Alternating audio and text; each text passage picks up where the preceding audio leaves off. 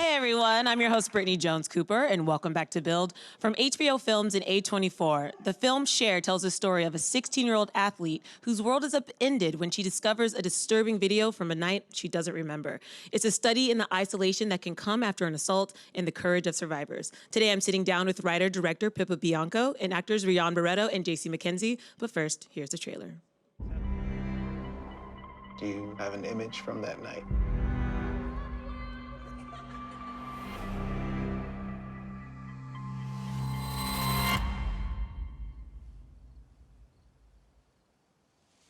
I don't remember.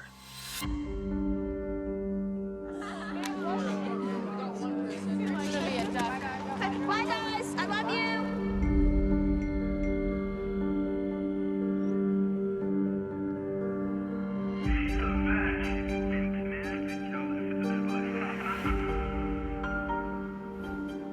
Why would you video that? It's funny.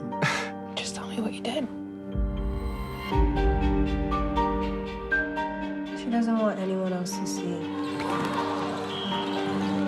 I just think that someone could help. I don't think any of them would do anything. Do you? Your mom and I need to. No, don't do People out anything. there to help us figure I'm not out. telling anyone. You don't have to go through this alone. How long will it take the case? I don't really think anyone can know that. They're all suspended? I didn't say anything about you. Do you think it would be better for the school if I wasn't here? Of course not. Do you know what happened? I never would have left you like that. We both know that those charges are bullshit. Nobody made me get drunk. Nobody made me So go. what? Who gives a shit what you did? He thinks this is not normal. I know things like this happen. To someone every day.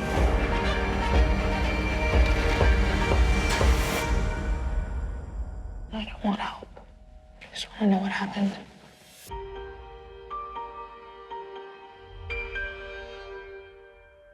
Please help me welcome Pippa Bianco, Rhianne Barreto, and J.C. Mackenzie.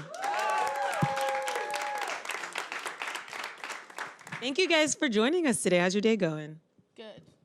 Good. So very hot. It is disgusting outside. The humidity is ridiculous. It's nice and cool in here, though. I got to watch the film last night, and it was beautiful, very complex, important. I finished it and felt so many things. I went back and rewatched the first half hour just so I could look at your performance again and look at sort of the subtleties in it once I sort of knew the end. So congratulations on the film. I think a lot of people are going to connect to the message in it, and it's going to start a lot of important conversations. So Pippa, I want to start with you. Where did the idea for this film come from? Because I know it started as a short film. Yeah. I had the idea for a longer film. And wasn't sure how I was going to convince people to give me millions of dollars. So I made a little one. But I think the idea itself came from a number of places. I think it was certainly something that I think maybe to some degree, a lot of us have experienced a version of in high school. I think the media changes, but the way people interact with each other in some ways doesn't. And then also, very personally, I had a friend, when we were 18, who confessed to making a video like the one in the film of someone else. The circumstances are different. The sex was consensual, but I think me trying to wrap my head around how someone I care about could do that to someone he supposedly cared about was really the genesis of the project. So. And what, I want to know your reactions the first time you saw the script. What was it that made you want to be a part of this story and tell this story? Either one. Together, we should say the same. I mean, the dialogue's fantastic. And the interesting thing, I think, was when watching it with my friends, they think that Pippa's cut out a lot of things, but actually it was written so naturally that Pippa was really open to improv. She was like, if you struggle saying something, let me know, we can fix it.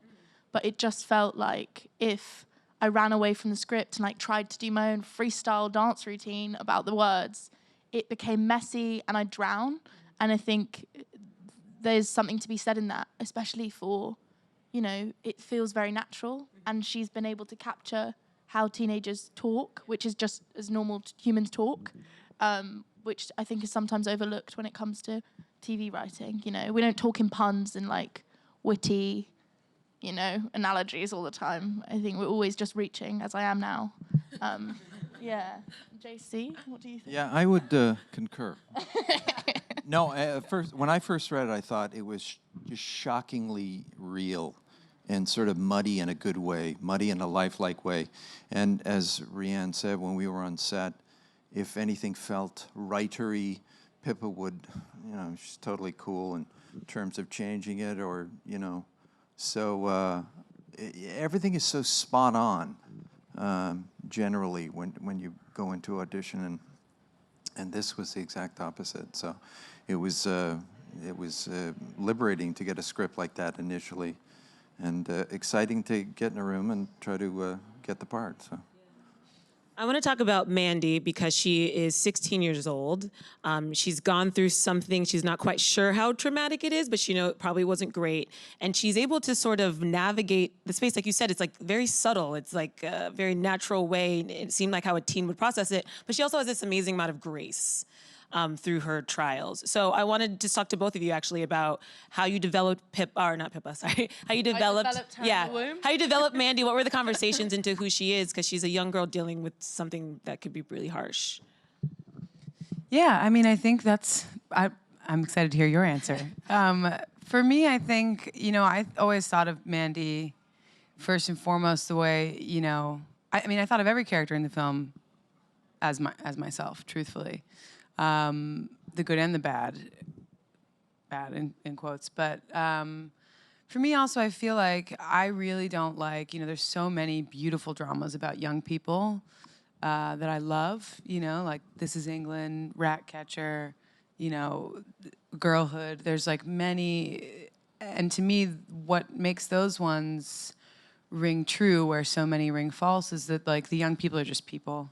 You know, and like, I think it's so easy to look back on the distance, you know, as an adult, the distance from your own teenage years and to trivialize, you know, to be like, oh, what was I upset about, you know? But it's not trivial, you know, like when you're like, your world, you haven't lived through anything yet. You haven't survived anything yet. Everything that's happening to you is happening for the very first time.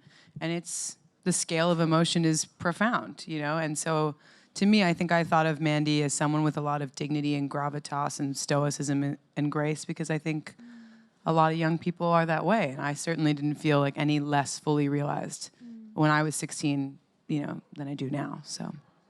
Yeah, I think a big help for me in the auditioning process was eating snacks and watching movies with Pippa that she kind of referenced. So I think, you know, you described it to me as a prison film, or like, you know, there's that much. And just because she's a female and just because she's young, it doesn't mean that she's, you know, silly or sensitive and passive. And I think, I've forgotten how to say passivity. Passivity? No, that's right. Is not like, she's the opposite of that. And even though she doesn't speak much, when she has a constant, you know, inner dialogue, and she knows what she wants, and she says what she wants throughout the whole film.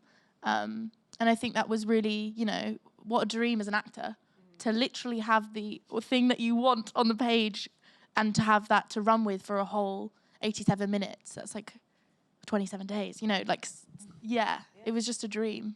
And I heard the casting process was long, trying to find the right Mandy, and then you found her, but you almost couldn't take the role, right? Because of visa issues. Yeah. Can you just explain that story, because it's fascinating? Yeah, I'll try and give a little short version of events. So I got the job with Pippa. She offered me the job at 1 a.m. It was really sick. And I didn't want to sleep because I was scared. It sounds so wanky, but I was scared that if I went to sleep, I'd wake up and it'd be like a dream. So I stayed up really late that night. And then I was training and listening to murder podcasts and learning the accent and got really into it. And everyone was like, you'll be fine, you just go. The main visa thing had been approved, so you just go in and check that you're basically the person that is on the paper. And I go in and it was, you know, questions about, they said, where are you from? And I said, I'm British. And they said, you don't look British. And then it became questions about, do I speak Arabic? Have I ever been there? It was during the Muslim ban. And then my visa got refused. So they withdrew, reapplied. I had Senator Warren, I think, on my case, like writing for me, loads of people writing in. And then we went in again and it was the same thing and it basically fell through. And Pippa kind of went weeks away from shooting, I think, with crew hired and location scouted when I guess we're moving to Canada. Oh my God. This is Subway. Welcome to New York. It's like America telling me to leave. I don't know. That was really scary. So that was basically it. And then she moved it to Canada, and here we are. Then when it went to Sundance, it was a whole big, palaver of will Rhianne get back into the country, because I was on a list, and I can't just go to America anymore, or previously, because I was on a list of people not allowed because I'm a threat. I don't know. Look at her. I'm terrifying. And then Gillibrand and Grace Meng, two politicians, kind of got involved and really went hard. And I was given a B1, B2 visa for 10 years. So you better work in the next 10 years. Yeah, I'm expecting a lot more film. Back to the characters. JC, you play Mandy's father.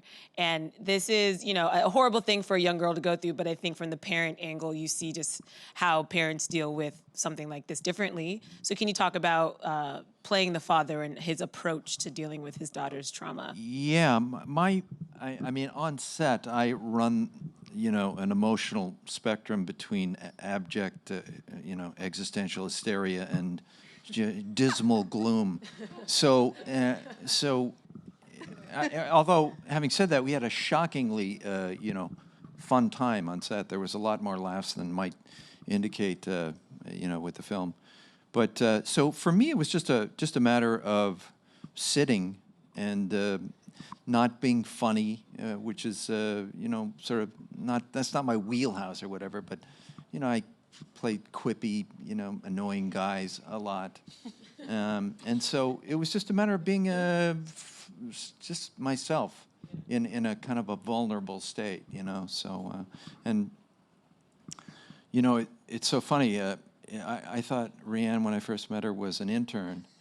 And I've got like puppy energy. Yeah, she's got puppy energy, but during the first rehearsal, we started improvising, and this amazing talent just sort of hit you in the face. And I once asked her what she's thinking about, when she's acting, and she said math. And I said, like multiplication, division. Math, when I've got sometimes nothing else math. to do. Exactly. I didn't know that. So my next gig, I'm going to try the math thing. And director came up and said, "What are you doing? Don't do that." It's when I've got nothing else to figure out. Exactly. I didn't know that. Is it like a beautiful mind, like it's equations? I'm like 267 add 2, and I'm like, oh God, 7's a really tricky number to add to. But she's absolutely compelling as a result. Also, I think JC was a massive, acting mentor for me. I think a lot of the times on set when I was freaking out, he would kind of say this small phrase of "it doesn't matter," and after every take, if you hear that, because it doesn't, because we're not, we're not saving lives. No one's gonna die. And he was just a massive rock for me. And I think you can see that chemistry in a lot of the scenes with me and him. I'm sure the blooper reel's great. I'm happy you say that because the parents do approach it so differently. Her father is very much, I think, like a bright spot for her at times, where the mother comes from this very intuitive place. And I want to talk about her approach. As you mentioned, a lot of women have suffered their own assaults. The mother sort of felt like she was carrying that weight as well, which I thought was really profound. Yeah, Porna's a genius. Yeah, like she automatically just internalized her daughter's possible pain and was like ready to fight and work through it, which I know a lot of mothers probably have that approach. So what was your research, I guess, for talking to survivors and their families, just to make sure that those themes were authentic? Yeah, I mean, again, I took a lot from my own life and the dynamics in my own life, certainly. And then, it was really important to me that above all else, like this be a film that people whose lived experience it touches on feel honored and dignified by and feels truthful. So I did do a lot of interviews with, young men and women who've had similar experiences, and then their families and siblings.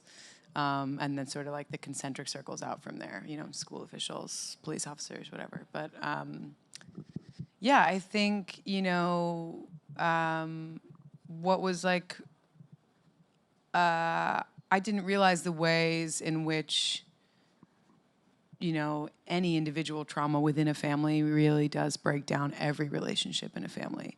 There's nothing, from the younger brother, in this film to each of the parents, there's no one whose life isn't like kind of irrevocably changed after this moment. So, yeah, I mean, and the other thing, honestly, I feel like there aren't enough cool, like, teenage father-daughter movies, and I also feel like there aren't enough cool moms in movies, Like, it was so sad to me when I was writing a mom how many cliches came to mind immediately, where I was like, oh, she's, like, nagging and annoying and, like, reprimanding and emotional, you know what I mean? I had this, like, immediate, like, mean mom thing, and I was like, that's whack. Like, my mom's not like that, Like, why am I thinking back to, like, every bad movie cliche when, like, I have so many examples of, like, rich, sensitive, intellectual, brilliant women in my own life. So I think it was also thinking about that, like, how do I bring the nuances of the women in my life, to this role? Because, like, a mom doesn't have to be, doesn't have to be a movie mom who's, like, yelling and disciplining. Like, she can just be a rich, empathetic person. Yeah, like, there's enough drama going on, without it being from all corners of the world. And I think that's just beautiful to see, like, Kerry loves Mandy. They didn't for one moment, when they find out, judge her or scream at her, or they're just like, right, we're gonna do these steps and we're gonna be parents and take care of you because we love you. And I think that's such a good example to set because it exists, But also important to show the shame and the doubt that can come from an assault, and that even if you have a family who is supportive and present, it's still a personal journey and a process for a lot of people. Yeah. And I thought that was something that was really important to show, that it is such a personal thing, no matter how much support you do have. It's not a one-size-fits-all sort of thing in surviving or recovering. To me, it's all what's not said. That's why it's so brilliant. And that's why Pippa was so extraordinary in sort of facilitating that whole thing, not only writing it, but directing us into that particularly Rhianne, that very interior world. I have no idea what she said to, the other two actors half the time, but it was always, okay, this is what's going to happen. It's not for everyone. It's not for everyone. I'm talking to one person. Yeah. Anyway, it was, so. It was magical. Yeah, it really was. Such a good experience. On that note, take me through how you approach Mandy differently at the beginning of the film and then at the end, because she is on this journey, and by the end of it, she is a kind of a different person than she was at the beginning. God, I don't think I was worried because I'm in every scene, and I thought, if this goes badly, it's because of me, because everyone else is really good. So there was a level of like, fuck. So I think it was just a lot of listening, and I think luckily Mandy's character, she's taking in everything everyone's saying and really giving everyone, a voice to speak and tell her what they think is right. So just, day to day, just listen. I think that's all an actor can do, and just trust that Pippa's, which she did, she gave me context. She'd be like, right, I know this is the 5th bedroom scene, but at this point in the film, this has just happened. So you've got that. And, I was always so active. There was always like a sandwich to eat, or, I always was allowed to have business, which for an actor, it's such a dream to, not just be stood there stoic, just being a face, to actually have something to listen to, or to act with this guy. A dream. It's a nod, and a yes. I'm curious, before we go to audience questions, and each of you can take an answer to this. What do you hope audiences take away from this? Because there's a lot of things. Personally, I just learned that how important listening is. Mandy's best friend actually hit me the hardest from watching, just because she was young and she was trying to be as supportive as possible, but not quite having all the tools.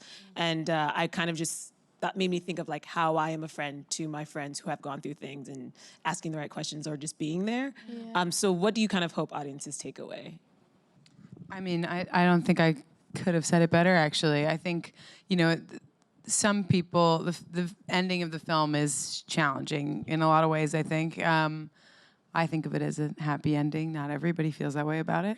Well, okay, happy's the wrong word. Wow. Optimistic ending. Okay. And justicey.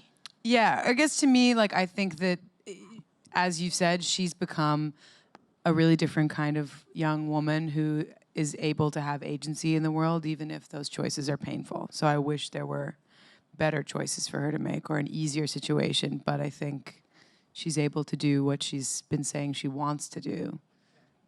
And that is optimistic. I accept that. I Not accept happy. that. Yeah, We'll go with happy, I that. was like, wait a minute. You were like, no, you're not getting away with that. Yes. But yeah, no, I think, and to me, I think part of the reason why I wanted to have that end, you know, that ending was actually what I conceived of first, before anything else, before the middle or anything else. I knew how the film would start and how it would end, and nothing in between. But because I think it's a situation, I think this is, for me, in every trauma that is not, it's so easy to say, oh, I know what I would do. I wouldn't do that. That wouldn't be me. I would do this. I would do, like, to have an idea of what heroism is in a situation that's not your life, and to be so sure of what choice you would make. So to me, I think it was really important to dignify the choice that most people make, you know, that most of the women and men in our lives make, and to show the heroism and the dignity of making a very personal choice, even if it's not the choice other people want you to make. And that is a valid and, you know, heroic choice to move through the world the way you want to. So yeah, I think a film that encourages people to listen to whatever it is that other people actually want, rather than ascribing a way forward, is all I could hope for sure. So that response is going to mean a lot when people watch the movie too. That was a really, I mean, you wrote it, so I shouldn't be surprised. But, tried to leave out spoilers. yeah, So I was like, wow, yeah, you're right. So anyway. Thank you. Yeah, I don't have anything to add. I don't really want to follow that because I was JC? JC? I got nothing. Yeah. Well, then let's go to the audience. We have 2 questions. Where's the first one? Hello. Hey. So my question is for you. Me. Yes, you. So you play a character that is just has an intense story, and I was wondering how you get into that mindset before shooting, and then how do you get out of it? That's crazy. Right. That's a really great question. What's your name? Nettie. Nettie. Cool. How do I get into it? I think, you know, you guys know the visa story now. So I think that, you know, I didn't know what lack of control felt like until I was in that. And knowing that in the same way that Mandy's going through something that she didn't ask for and it happened to her. And, you know, she has everyone telling her what to do, how to speak, what she should do, what she shouldn't do, you know, all with lots of love, is the same thing that happened for me. You know, I had like lawyers and Pippa and Carly and all the best people in the world telling me what I needed to do when I go back into the embassy. And that was such a good thing. You know, it was really painful, but I could use that experience to draw upon, of feeling like, I don't know what's happening because of the color of my skin. And then coming out of it, I kind of went home and was like, no auditions. Just sleep. And I just like slept and ate food and didn't do any press ups. And I think that was it. I do a lot of press ups in the film. And so, yeah, it was just about kind of, you know, it was really tough to occupy that mental space. But I knew that I kind of had to do justice to the story and to the people that it's happened to. And that's how I like to work. And I had a really great team. You know, and I'm here. Hey, I'm glad you're here. Oh, thank you. And I do want to say the press-ups or push-ups were very impressive in the film. They're real. And I could tell there's no way that Not on my couldn't have been knees. real. I'm not on my knees. I mean, there were more than 10. They were like 15. I don't know. It was a lot. Yeah. So well played. Good for you. Yeah. Can't do them anymore. I never could.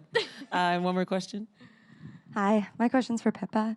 I saw online that you directed an upcoming episode of Euphoria, which is also HBO and also A24. I was just curious how you approached it as a director, attacking 2 completely different teen worlds in the same TV and film universe. Oh, thank you. Yeah, that's exactly how I felt about it, actually. That it was like, I mean, I think in particular, you know, Kat's storyline in some ways has some relationship to Mandy's. It's like if Mandy lived in like a really different fun fantasy. Her life might be cats, you know? So I think it was that. I think that's exactly how I felt about it. Like if I were to take, you know, a lot of the same themes and people and put them in a world where all the rules are really different, what would that look like? And it's like an incredibly fun show to work on too. It's like very, you know, the cast was beautiful, and Sam Levinson, the creator, is like a joy to work with. But it's very much like a, you know, I don't even have the words for it, but it's like the most elevated form of kind of like, you know, opera, I think, in a way. That's probably not how they want you to describe it, but you know what I mean? It's like, it's to me the same things with like, you know, like if Mandy had nightmares or, you know, or wonderful dreams and fantasies, they might be Euphoria. You know, that might be what she's dreaming. So it was a really cool, and the language is therefore totally different. You know, like you know, our story, I think, is all about restraint in a way, because it would be melodrama if it weren't. Whereas Euphoria, I think, leans fully into the melodrama in a way that's so pleasurable and brave and fun. So, yeah. Thanks. Yeah, and both are great, but again, that's what I really appreciated about Cher, is the simplicity of it and how rooted it is in reality, and how I could see that being the story for so many people in my life. So congratulations on the film. Like I said, I think there's going to be a lot of really positive conversations that people have in their family and friend groups from this, and just believing people. So thank you guys. Cher premieres on HBO on July 27th at 10 p.m. Eastern on HBO and HBO Go. Please give it up for Pippa Bianco, Rhianne Barreto, and J.C. Mackenzie.